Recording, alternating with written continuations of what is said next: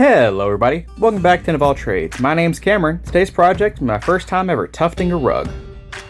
For those of you who don't know, tufting is the process of creating a custom rug using a simple wooden frame with some fabric stretched over it and a tufting or cut pile gun, which is essentially a handheld sewing machine.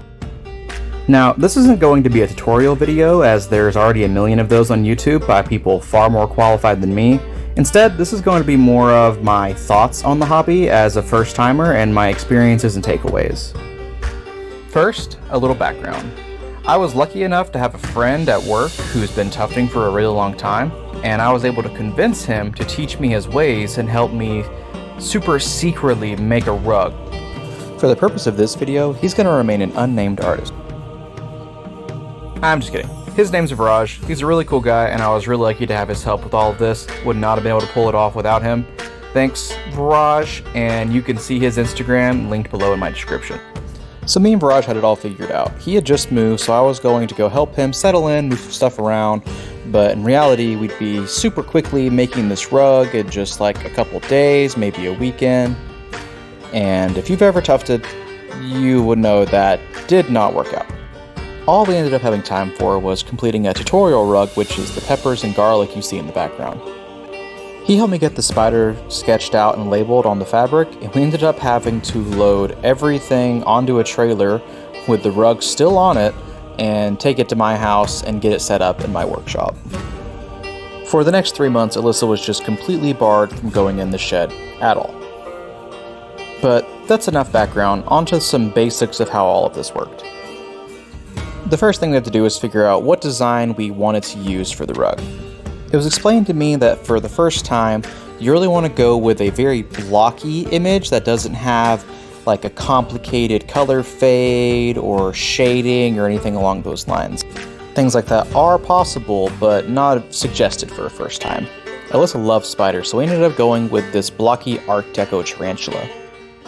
We then used a projector to project the image of the spider onto the fabric that we could then trace with a Sharpie and then go back and label all the different colors for your sanity later on in the process.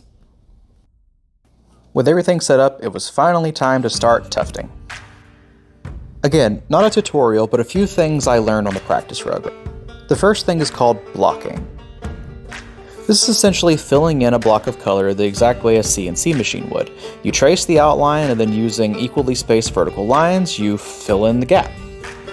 This makes sense when you have more square shapes like the spider did, but my natural instinct on the peppers, which has some more organic curves, was to more organically fill them in, squiggling back and forth, trying to fill in everything, but that led to very inconsistent density.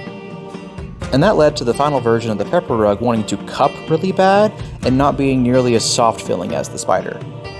Another interesting thing I noticed was that the machine actually pulls itself along the fabric. If you try to push it to go faster, you'll end up with gaps in the string, and if you try to resist it, you'll end up with inconsistent density again. So all you have to do is apply enough forward pressure into the fabric and the machine will do the rest of the work. With all the back and forth and my inconsistent time to work on the rug, there was a concern that over time the tension on the fabric would loosen to the point where it could distort the rug or mess up the process, but I ended up getting really lucky and not having any problems with this. And on that note of time, that's probably my biggest takeaway and comment on this entire process is that it takes time. I was out here for hours and hours and hours tufting away on this big rug. So if you don't have a decent bit of free time and a lot of patience, this hobby may not be for you. But for me, I actually found it very therapeutic, and once you get into the groove of things, time really does fly. I thoroughly enjoyed all of my time out here tufting away. I enjoyed it so much to the point where I was already imagining how I was going to build my own tufting frame, what I'd change about this one, where I'd put it, and looking into getting my own tufting gun. With that being said, I'll shut up for a sec while I finish up this step.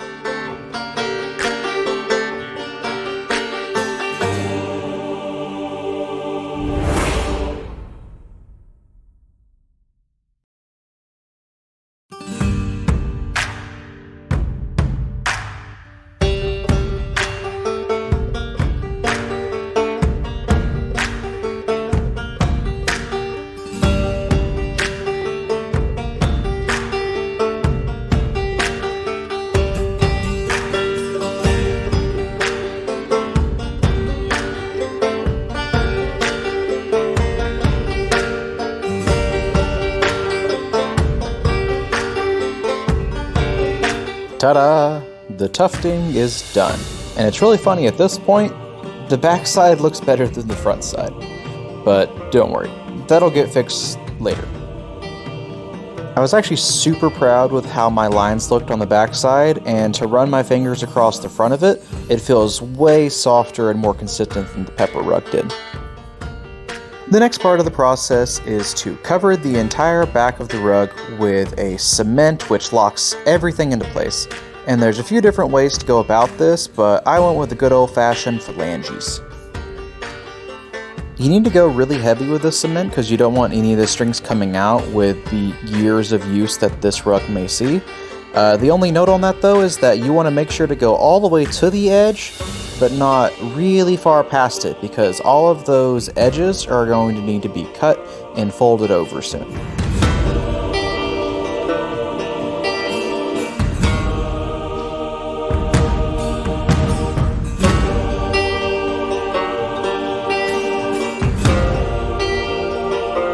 And this is what that looks like.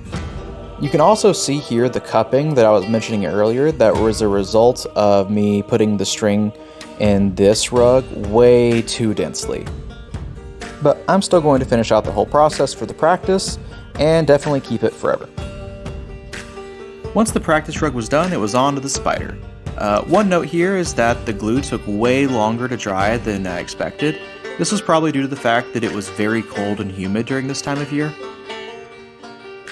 And to backtrack a little here, all I'm doing is using some scissors to cut slits along this excess fabric along the edges, and using a hot glue gun to lay them down tightly.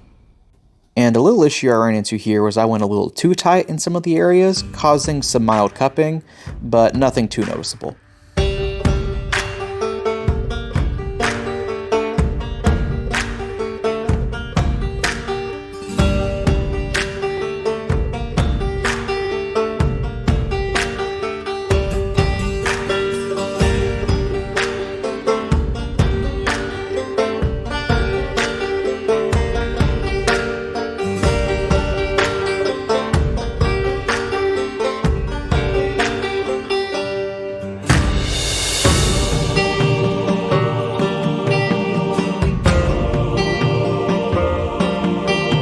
Once all the edges have been situated, it's time to glue on a backing.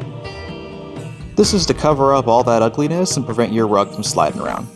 It's pretty straightforward. All you do is put down the backing and then slowly work your way across the spider, super gluing it all down as you go and cutting away the excess. These first runs of cuts are just rough, but we'll go back and clean them up as tight as we can.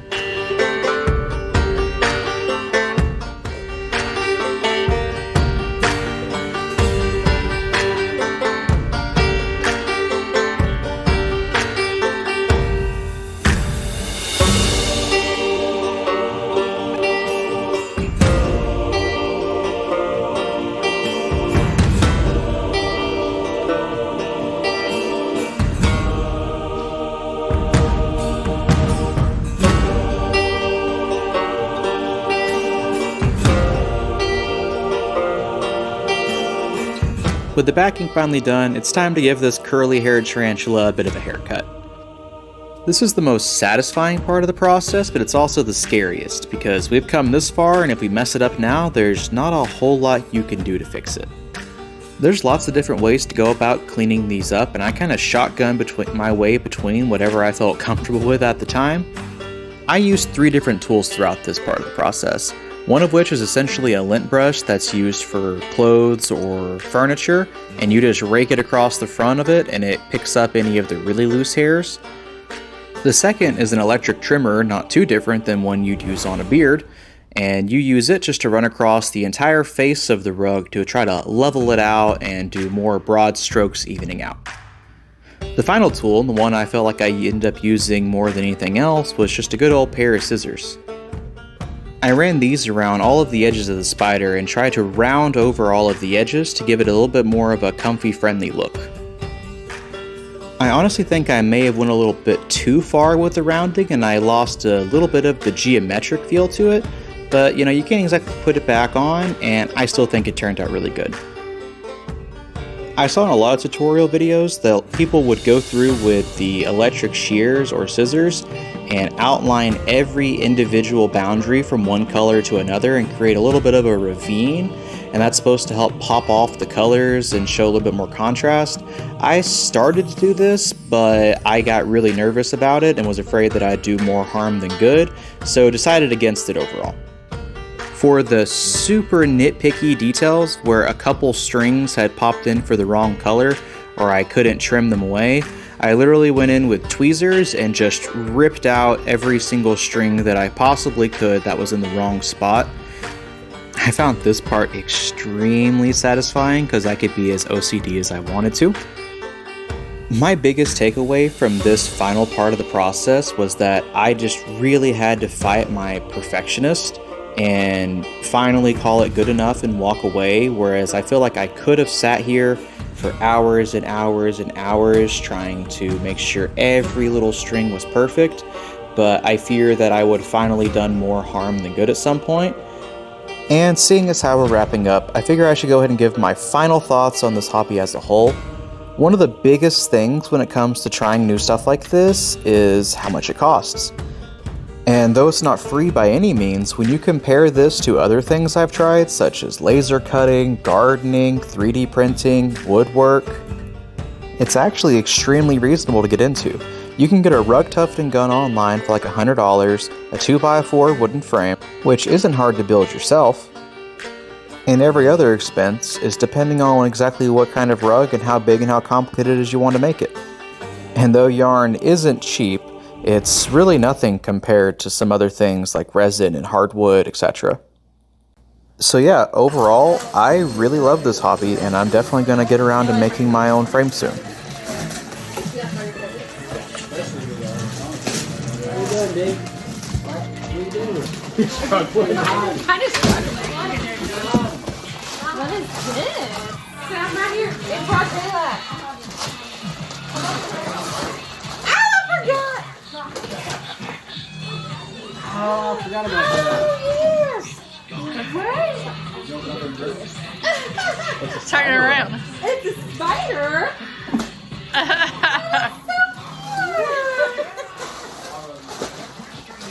I learned how to make rugs. The barrage? So she didn't know you were making rugs at all? No, she didn't know I was making rugs. I want to feel it.